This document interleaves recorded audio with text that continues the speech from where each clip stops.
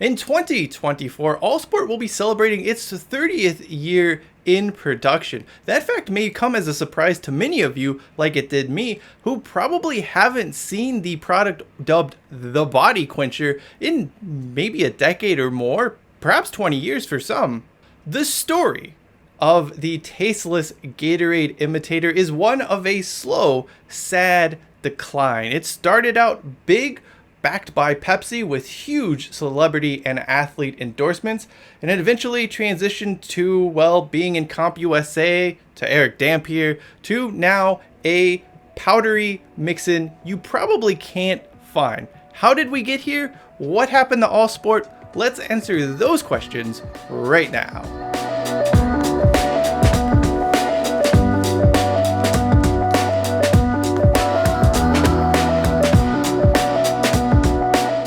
Pepsi introduced Allsport in 1994 as it looked to keep pace with rival Coca-Cola, who had launched its own sports drink, Powerade, a few months prior. Both, of course, were looking for a slice of that Gatorade pie, and Gatorade was, it is, and has forever been the leader when it comes to sports drinks. Pepsi pulled out all of the stops when it came to promoting Allsport in those first few years, tying down huge endorsements with Ken Griffey Jr. and Shaquille O'Neal. This led to a wide range of commercials, including my favorite with Shaq, about what would happen to basketball in the year 2044. Let's take a look. Grandpa Shaq, tell us how basketball used to be. Well, the basket wasn't always 20 feet tall. What about 100-yard courts? Not even close. What happened? Allsport. New Allsport. Unsurpassed taste. A third more carbs than Gatorade for energy. This is a body quencher. After Allsport, the game was a breeze.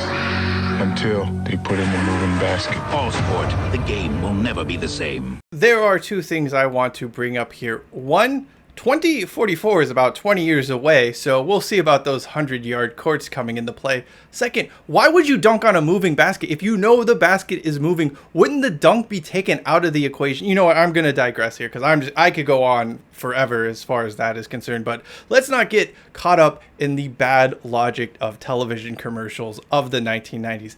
Back to Allsport.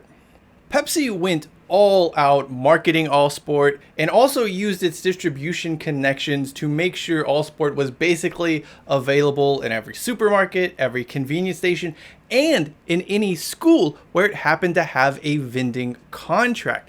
My high school in particular, in Sacramento, California, was one that had one of these Allsport vending machines during the late 90s and early 2000s. The failure of Allsport vending machines in high school was an embodiment of Pepsi's problem in general. No one particularly cared about Allsport, no matter how much money it spent in marketing or distribution. The only reason anyone would buy it is because it was significantly cheaper than Gatorade. Even then, though, it had to contend with Powerade trying to undercut its already low price. Ultimately, the alternative cola punted on Allsport in 2001, selling its sports drink to the Monarch Beverage Company. Allsport went from being widely available to just about every convenience store and supermarket in America to being only found in really random small places that happen to carry Monarch Beverage Company products. The oddest to me had to have been CompUSA. I remember vividly going into CompUSA on multiple times between like 2004 and 2006, and it being the only place that was still selling Allsport. I, to this day, do not understand this marriage. Did people at CompUSA, did fellow customers actually buy Allsport? Was it just the only place Monarch Beverage Company could get Allsport in?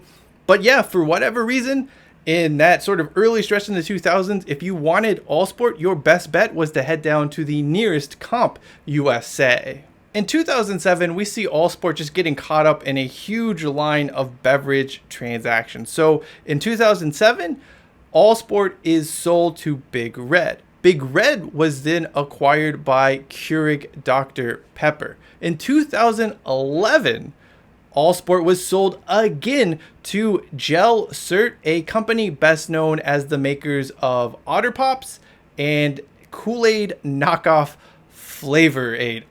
Flavor Aid, man. You want to talk about a disappointment as a kid? It was when your mom came home with packets of Flavor Aid. Yuck. As All Sport was changing hands quite frequently during this time, and for being honest, just slowly fading away into obscurity, it decided that it wanted to make one last go at athlete endorsements. And while in 94 it was able to lock down the likes of Ken Griffey and Shaq, 2009 brought with it perhaps some of the most unimpressive collections of celebrity endorsements you'll ever learn about. For example, All Sport locked down then Dallas Mavericks center Eric Dampier. It must be noted, Eric Dampier was not on the Mavericks championship team. It's hard to know what exactly All Sport marketing officials were thinking. I think it was maybe something along the lines of, well, Eric Dampier kind of looks like Shaq and he's a center, so maybe people won't know the difference. Of course, Dampier was in his mid-30s by this point and was no person was like, I want to be like Eric Dampier. What is his nutritional secret? Because I need it.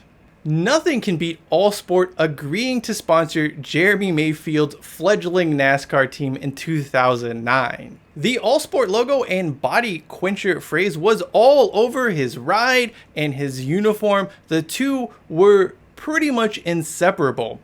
Of course, that made it rather unfortunate when Mayfield got popped for using meth later on in that NASCAR season. Jeremy Mayfield has been confirmed to fail his drug test and has been indefinitely suspended. This was a big story at the time. Like, this was huge. It was all over ESPN, and that meant All Sports logo was all over ESPN at this time, associated with meth user Jeremy Mayfield. This would be the last time anyone would really see marketing efforts or a brand present for All Sport in the world.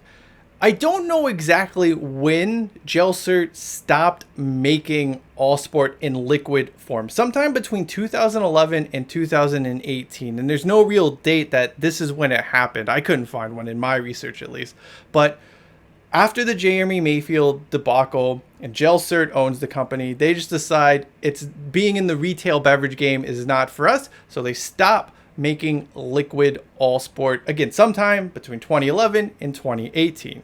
So what happened to All Sport after this? Well, Gel Cert decided it was going to sell it as a mix-in powder and in freezer pops. It's still around to this day. The real issue here is that locating a place that sells it is like finding a needle in a haystack. For reasons I don't fully comprehend, it's sold at hardware shops and industrial supply stores. I mean, I guess I see it as like a construction site hydration thing, but I don't really know what's going on here, folks. Even then, you can try finding it near you. I've put a link in the description below if you want to try and find a place selling All Sport in your neighborhood. It is just at a collection of the most random spots in random places throughout the United States of America. This is what surprises me most about All Sport still existing nearly 30 years later. You would have thought that somehow, some way, it would have ended up at 99 cents only or any number of other discount retail shops. Seriously, every other Gel Cert product from, Flavor Aid to Otter Pops to whatever has managed to find its way to shelves at, again, Dollar General and the like, but never All Sport. Instead, All Sport has been sent out to the most random collection of shops you would never think to look for the beverage. From being endorsed by Shaquille O'Neal to being sold at Fastenal. What a weird journey it has been for All Sport. If there is any silver lining here, I suppose it's the fact that Powerade is still around. I guess that's a consolation prize or something. I don't really know. Anyway, that does it for me. I'm Cheyenne Hollis. This is the Touchback, and as we are fond to say around these parts, hashtag take it out to the 25.